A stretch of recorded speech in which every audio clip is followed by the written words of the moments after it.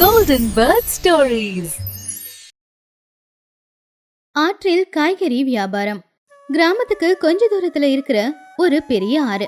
அந்த பெரிய ஆத்துக்கு நடுவுல இருக்கிற ஒரு சின்ன இடத்துல துணிக்குருவி ஒரு சின்ன குடிசையில தம் 3 பொண்ணுங்களோட வாழ்ந்துகிட்டு இருந்தா.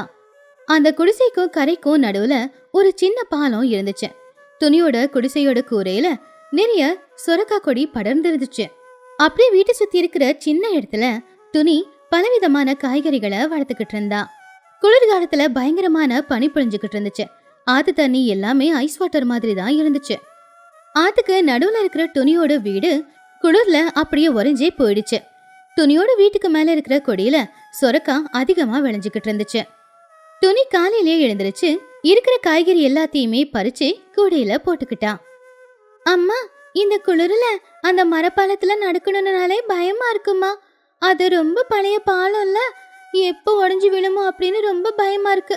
நீ என்னன்னா வியாபாரத்துக்கு வர கிளம்புற. அம்மா, இந்த நேரத்துல இந்த வியாபாரத்துக்கெல்லாம் போகணுமாம்மா? அப்ப துணி சிரிச்சுக்கிட்டே, வேற வழி இல்ல புச்சி. பாத்தியா எவ்வளவு சொரக்கா விளைஞ்சிருக்கு, காய்கறி எல்லாம் எவ்வளவு இருக்கு. ஜனங்க எல்லாருமே இப்போ நம்ம வீடு வரைக்கும் வந்து காய்கறியை வாங்கிட்டு போக மாட்டாங்க. ஏன்னா பாலம் சரியில்லை. அதனால நானே கஷ்டப்பட்டு எல்லாத்தையும் அவங்கவுங்க வீட்டுக்கே கொண்டு போய் வித்தாதானே நாம நிம்மதியா 4 நாளைக்கு சாப்பிட முடியும். அம்மா, ஆனா இது ஆபத்தும்மா. இந்த குளிர்ல கரையோரமா நடக்கிறதே கஷ்டம். இதுல எப்போ உடைஞ்சு விழுமோ அப்படின்னு இருக்கிற அந்த பாலத்து மேல கூடையில காய்கறி சுமந்துக்கிட்டு எப்படி நடந்து போவ? நேத்து தானே அதுல இருந்து ஒரு பலகை ஆத்துல விழுந்துச்சு. அப்பதானே அந்த பக்கமா போன சிச்சு அத்தை உன்னை பார்த்து சிரிச்சுக்கிட்டு இருந்தாங்க. நான் பார்த்து கவனமா போயிட்டு வரேம்மா. இன்னைக்கு சொரக்கா இலசா இருக்கு, கூடவே பாவக்காவும் நல்ல இலசா இருக்கு. வித்தா எல்லாரும் வாங்குவாங்க. நீ வீட்ல இருந்து உன் தங்கச்சிங்களை நல்லபடியா பாத்துக்கோ. நான் சீக்கிரமா வந்துடுறேன். மத்தவங்க சிரிக்கிறதையெல்லாம் நாம பொருட்படுத்த கூடாது. அம்மா, உன்னை நினைச்சா எனக்கு கவலையா இருக்குமா. அப்பா இருந்திருந்தா உனக்கு இந்த நிலைமை வந்திருக்காதுல்ல. பாலத்தையும் அவரு முதவே சரி பண்ணிட்டு இருப்பாரு. இது எல்லாத்தையும் விற்க அவரே போயிருப்பாரு. இப்போ நீதான் எல்லாத்துக்கும் போற மாதிரி இருக்குல்ல. அப்போ துணி பெருமூச்சு விட்டு, இருக்கிற நாம தான் எல்லாத்தையும் பார்த்துக்கணும். இல்லாதவங்கள பத்தி யோசிச்சா நமக்கு கவலை மட்டும்தான் மிஞ்சம். அப்பாவோட ஆசீர்வாதம் நமக்கு இருக்கு. நீ ஒன்னும் கவலைப்படாத. தங்கச்சிங்க எழுந்திரிச்சாங்கன்னா சுட சுட கஞ்சிய அவங்களுக்கு குடிக்க கொடு. துணிக்குருவி 2 கூடையிலையும் காய்கறியை எடுத்துக்கிட்டு மெதுவா அந்த பாலத்து மேல ஏறி நடக்க ஆரம்பிச்சா. பாலம் அசையும் போது துணியோட இதயமும் அசைய ஆரம்பிச்சது. எப்படியோ கஷ்டப்பட்டு பாலத்தை விட்டு இறங்கி ஊருக்குள்ள போய்கிட்டு இருந்தா. அப்ப வழியில சிச்சு காக்கா மளிகை கடைக்கு வெளியில புள்ளையோட குளிர் காஞ்சிக்கிட்டு இருந்துச்சு. அப்ப சிச்சு துணிய பார்த்து கிண்டலாம், வந்துட்டாமா ஆத்துக்கு நடுவுல இருக்கிற பரதேவதை. ஏன் துணி, இந்த குளிர்லையும் நீ வியாபாரத்தை நிப்பாட்ட மாட்டியா? அந்த பாலை உடைஞ்சே நீ எங்க ஆத்துல விழுந்துருவியோ அப்படின்னு நாங்க எல்லாரும் எவ்வளவு பயப்படுறோம் தெரியுமா? துணி சிரிச்சுக்கிட்டே, நீ என்னை பத்தி கவலைப்படுறது எனக்கு ரொம்ப சந்தோஷமா இருக்கு சிச்சு. ஆனா என்ன பண்றது, உன்ன மாதிரி நான் ஊருக்குள்ள கடை வச்சுக்கிட்டு இல்லையே. என்னோட தீவுல தான் இருக்கு என் காய்கறி. அதை நான் கொண்டு வந்து வித்தாதான் என் பிள்ளைங்களுக்கு சாப்பாடு போட முடியும் இல்லையா? அம்மா, துணி ஆண்டி கிட்ட சொரக்கா எவ்வளவு ஃப்ரெஷ்ஷா இருக்கு பாரு. எப்படி ஆண்டி நீங்க வளர்க்குறீங்க? எங்க கடையில பாருங்க, எல்லா சொரக்காவும் காஞ்சி போன சொரக்கா தான். அப்போ சிச்சு காக்கா கோவமா, டே சின்னோ, வாய மூடுறா. இது ஆத்துக்கு நடுவுல தண்ணியில விளைஞ்சது, அந்த அளவுக்கு டேஸ்டா இருக்காது. துணி, ஊருக்குள்ள இந்த குளிர்ல போய் என்ன வியாபாரம்னு பண்ணுவேன்? எல்லாரும் வீட்டுக்குள்ள இருக்காங்க, யாரும் வெளியில வந்து காய்கறி வாங்க மாட்டாங்கல்ல. அப்படி இப்படி குளிரா இருந்தாலும் பரவாயில்ல சிச்சு, நான் போறேன். யாருக்கு வேணுமோ அவங்க வாங்கிப்பாங்க. அப்படி துணி கூடைய சுமந்துக்கிட்டு, சொரக்காமா சொரக்கா, பாவக்கா, தக்காளி வாங்கம்மா வாங்க அப்படின்னு கத்திக்கிட்டு போய்கிட்டு இருந்தா. வழியில மகிக்கழுகு, லூசிபுரா எல்லாருமே துணிக்காக காத்துக்கிட்டு இருந்தாங்க. பனி பொழிஞ்சுக்கிட்டு இருந்தாலும் காய்கறி வாங்குறதுக்காகவே நின்னுக்கிட்டு இருந்தாங்க. அப்பாடா, வந்துட்டியா? என்ன துணி இது, சீக்கிரமா வருவேன்னு பார்த்தேன். நீ வரலனா எங்க வீட்டுல சமையலே நடக்காதே. ஆமா, அந்த பழைய பாலத்து மேல எப்படி நடந்து வந்த? அது உடைஞ்சு போகல? உடையிற மாதிரி தான் இருக்கு. ரொம்ப கஷ்டப்பட்டு பயந்து பயந்து தான் வந்தேன். சொரக்கா ரொம்ப இலசா நல்லா இருந்துச்சா, உங்களுக்கு கொடுக்கணும்ல, அதான். மகிக்கழுகு அந்த ஒரு சொரக்காய எடுத்து பார்த்துட்டு, ஆஹாஹா, இந்த சொரக்கா எவ்வளவு இலசா இருக்கு. அது மட்டும் இல்ல, ஆத்துக்கு நடுவுல இருக்கிற உன்னோட வீட்டு சுத்தி இருக்கிற காய்கறி தோட்டம் ரொம்ப அழகா இருக்கும். சரி, இந்த சொரக்கா என்ன விலை? என்னங்க மகி, புதுசா விலையெல்லாம் கேக்குறீங்க? நான் என்னைக்கு உங்களுக்கு அதிக விலை சொல்லிருக்கேன்? கம்மி விலை தான். உங்களுக்காக குளிர்ல கொண்டு வந்திருக்கேன். நீங்களே பார்த்து ஏதாவது கொடுங்க. அப்போ சிச்சு காக்கா அங்க வந்து, ஏ மகி, இது அந்த ஆத்து தண்ணியில விளைஞ்சது. இதுல எந்த சத்தும் இருக்காது. என் கடையில நான் நல்ல காய்கறி வாங்கி வச்சிருக்கேன். அங்க வந்து வாங்கிக்கோங்க, உடம்புக்கு சத்தாவது கிடைக்கும். சிச்சோ, உன்னை பத்தி எங்களுக்கு நல்லா தெரியும். துணி காலையிலே கஷ்டப்பட்டு அந்த பாலத்தை தாண்டி வந்து எங்களுக்கு காய்கறி வித்துக்கிட்டு இருக்கான். உன் கடையில என்னைக்காவது ஃப்ரெஷ்ஷா நீ வச்சிருக்கியா? எப்ப பார்த்தாலும் வாடி போன காய்கறிங்க மட்டும்தான். இன்னொரு பக்கம் சின்னு பன்னு கிட்ட, பாத்தியோட பன்னு, எங்க அம்மாவுக்கு பொறாம அதிகம். எங்க கடையில வியாபாரம் நடக்க மாட்டேங்குது, துணி அத்தைக்கிட்ட வியாபாரம் நடக்குதுன்னு அவங்களுக்கு பொறாம. ஆமாண்டா சின்னு, எங்க அம்மாவும் எப்பவுமே சொல்லிக்கிட்டு இருப்பாங்க, துணி விடாமுயற்சி குணம் இருக்கிறவ ரொம்ப நல்லவன்னு. சரி வாடா, நாம புஜ்ஜி கிட்ட போலாம். அந்த பாலத்து மேல ஒட்டி இருக்கிற ஐஸ் எல்லாம் எடுத்துடலாம். பாவம் துணி ஆட்டி மறுபடியும் வழுக்க கூடாதுல்ல அப்படின்னு சொல்லி அவங்க 2 பேரும் புஜ்ஜியோட வீட்டுக்கு போனாங்க. வீட்டுக்கு வெளியில புஜ்ஜி அவளுடைய தங்கச்சிங்க கூட நின்னுக்கிட்டு பேசிக்கிட்டு இருந்தா. அந்த பாலத்துல ஐஸ் கட்டி பயங்கரமா இருந்த ஆபத்தா இருந்துச்சு. டேய் பன்னு, சின்னு, வாங்கடா.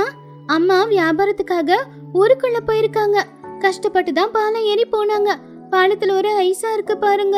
இந்த ஐஸ நினைச்சாதான் பயமா இருக்கு. அம்மா திரும்பி வரும்போது எங்க வழுக்கி விழுந்துருவாங்களோன்னு யோசனையா இருக்கு. கவலைப்படாத புஜ்ஜி, நாங்க 2 பேரும் சேர்ந்து இந்த பாலத்துல இருக்கிற ஐஸ் எல்லாத்தையும் எடுத்துடுறோம். அப்ப துணி ஆண்டிக்கு ஆபத்தே இருக்காது. முடிஞ்சா எங்க அம்மா சோட்டுவையும் நான் கூட்டிட்டு வரேன். ஆமா புஜ்ஜி, எங்க அம்மா சிச்சு சொல்றத ஆண்டிய பெருசா எடுத்துக்க வேண்டாம்னு சொல்ல. அவங்களுக்கு பொறாம அதிகம். இரு, நாங்க இந்த வேலையை முடிக்கிறோம். அப்படி பசங்க 3 பேரும் சேர்ந்து அந்த பாலத்தை சரி பண்ண ஆரம்பிச்சாங்க. இன்னொரு பக்கம் ஊர்ல காய்கறி எல்லாத்தையும் வித்து கிடைச்ச பணத்துல வீட்டுக்கு தேவையான பொருட்களை வாங்கிக்கிட்டு துணி வந்துகிட்டு இருக்கும்போது வழியில சோட்டுக்கிடிய பார்த்தா. என்ன துணி, இன்னைக்கு வியாபாரம் நல்லபடியா நடந்துச்சா? எதுக்காக இவ்வளவு கஷ்டப்படுற? அதுவும் இந்த குளிர்ல. பேசாம அந்த தீவுல இருந்து எங்க ஊருக்குள்ளேயே வந்துடலாம்ல. அந்த சிச்சு வேற எப்பவுமே உன்னை பத்தி தப்பாவே சொல்லிக்கிட்டு இருப்பா. அப்போ துணி சிரிச்சுக்கிட்டே, சோட்டு, அந்த வீடு சொர்க்கம். அது என் புருஷன் உயிரோடு இருக்கும் போது கட்டி கொடுத்தது. அது மட்டும் இல்ல, குளிர்ல இருந்து எங்களை பாதுகாக்க அந்த சொர்க்கா கொடி கூறி எல்லாம் பரவி இருக்கு. ராத்திரியில அந்த தண்ணி சத்தம் கேட்டுக்கிட்டு தூங்கும் போது நிம்மதியா தூக்கம் வருது. சிச்சு சொல்றதையெல்லாம் நான் பெருசா எடுத்துக்கவே மாட்டேன். உனக்கு ரொம்ப நல்ல மனசு துணி. இந்தா, சுட சுட சாப்பாடு இருக்கு, பசங்களுக்கு கொடு. ராத்திரி குளிர் அதிகமா இருக்கும், பசங்களை பத்திரமா பாத்துக்கோ. ரொம்ப தேங்க்ஸ் சோட்டு, நீ எனக்கு நிறைய உதவியே செய்யற. உன்ன மாதிரி ஒரு தோழி கிடைக்க உண்மையிலேயே நான் ரொம்பவே கொடுத்து வச்சிருக்கணும்னு நினைக்கிறேன். துணி வீட்டு பக்கத்துல வந்தா. பாலத்தை பார்த்து ரொம்பவும் ஆச்சரியப்பட்டா. பாலம் இப்போ நல்லாதான் இருந்துச்சு. அது மேல இருக்கிற ஐஸ் எதுவுமே இப்ப இல்ல. துணி அந்த பாலத்து மேல நடந்து வந்து, அட, இந்த பாலம் எப்படி சரியாச்சு? புஜ்ஜி, புஜ்ஜி, புஜ்ஜி, பன்னு, சின்னு வெளியில வந்தாங்க. அம்மா வந்துட்டியா? உனக்காக பன்னு சின்னு 2 பேரும் சேர்ந்து அந்த பாலத்தை சரி பண்ணிட்டாங்க. இனிமே நீ பயமே இல்லாம அந்த பாலத்துல நடந்து போகலாம். துணி பசங்களை பார்த்து ரொம்பவும் சந்தோஷமா, 2 பேருமே ரொம்ப நல்லவங்களா இருக்கீங்க. சின்னு, உங்க அம்மா திட்டு வாங்குற பயம் உனக்கு இல்லையா? ஆண்டி, அம்மா திட்டுனா பரவாயில்ல, நீங்க ஆத்துல விழுந்துட்டா எங்களுக்கு யார் சோறு போடுவாங்க அப்படின்னு சொல்லி, நீங்க செய்யற சொரக்கா கூட்டுனா எனக்கு எவ்வளவு பிடிக்கும். தினமும் அதுதானே நீங்க எங்களுக்கு சமைச்சு தரீங்க. அன்னைக்கு ராத்திரி அவங்க வீட்டுல ஒரு பண்டிகை மாதிரி தான் இருந்துச்சு. மேல சொரக்கா கொடி அவங்க குளிர் தடுத்துக்கிட்டு இருக்கும் போது உள்ள துணி அவளுடைய பொண்ணுங்களோட சேர்ந்து சுட சுட சாப்பாடு சாப்பிட்டுக்கிட்டு இருந்தா. வெளியில குளிர் அதிகமா இருந்தாலும் வீட்டுக்குள்ள ஒரு கதகதப்பு இருந்துச்சு. அடுத்த நாள் காலையில பனி பொழியறது அதிகமா இருந்துச்சு. பறவைங்க எல்லாருமே ஆத்தங்கரையோரமா இருந்தாங்க. தண்ணியும் ஐஸ் கட்டி மாதிரி இருந்துச்சு. பாலத்து மேல நிறைய ஐஸ் இருந்துச்சு. அத பார்த்து சிச்சு காக்கா சிரிச்சுக்கிட்டே, பாத்தீங்களா, இன்னைக்கு பாலத்துக்கு மேல அந்த துணியால நடந்து வரவே முடியாது. அவ அந்த இடத்துலயே அப்படியே முடங்கிதான் இருக்கணும். அப்படியே வந்தாலும் வலிக்குதான் விழுவான். இன்னைக்கு அந்த சொரக்கா காய்கறி எல்லாத்தையும் எப்படி விக்கிறான்னு நானும் பாக்குறேன். சிச்சு, பொறாமக்காரி, துணிக்கு எல்லா ஐடியாவும் தெரியும். அவ என்ன பண்ணுவான்னு பாரு.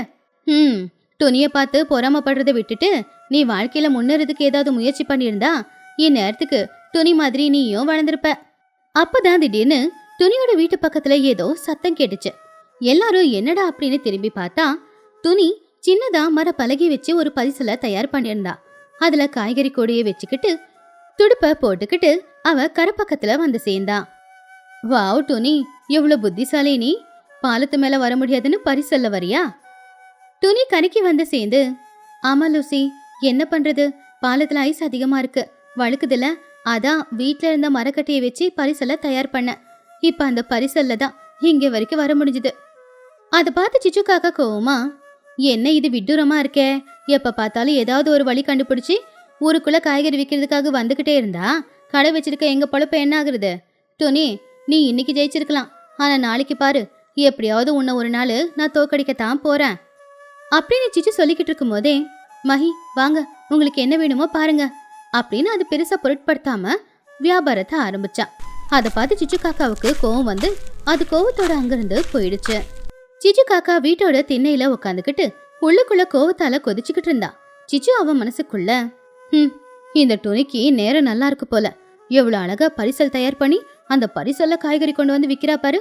அந்த பரிசல்ல மண்ணெண்ணை ஊத்தி கொளுத்திடணும். அதுக்கப்புறம் அவ எப்படிதான் இந்த பக்கம் வரான்னு நான் பாக்கணும்.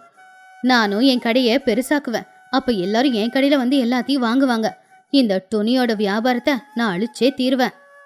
அப்படி சிச்சு காக்கா எவ்வளவுதான் திட்டம் போட்டாலும் துணியை எதுவுமே பண்ண முடியாதுன்னு அந்த ஊர்ல இருக்கிற எல்லாருக்குமே தெரியும். துணி அவ பாட்டுக்கு அவ வீட்டை சுத்தி விளைஞ்சிருக்கிற காய்கறியை கொண்டு வந்து ஊர்ல வித்து கிடைக்கிற பணத்துல தேவையான பொருட்களை வாங்கிட்டு போய் அவளும் அவளுடைய பொண்ணுங்களும் நிம்மதியா அந்த தீவுல வாழ்ந்துகிட்டு இருந்தாங்க. வாழ்க்கையில ஏதாவது ஒண்ணு பண்ணும்போது பிரச்சனைகள் வரதான் செய்யும். பிரச்சனைகள் வந்துருச்சுன்னு சொல்லிட்டு நாம முடங்கி கிடந்தா நம்ம வாழ்க்கை நகராது. ஏதாவது யோசனை செஞ்சுதான் முன்னேறணும்.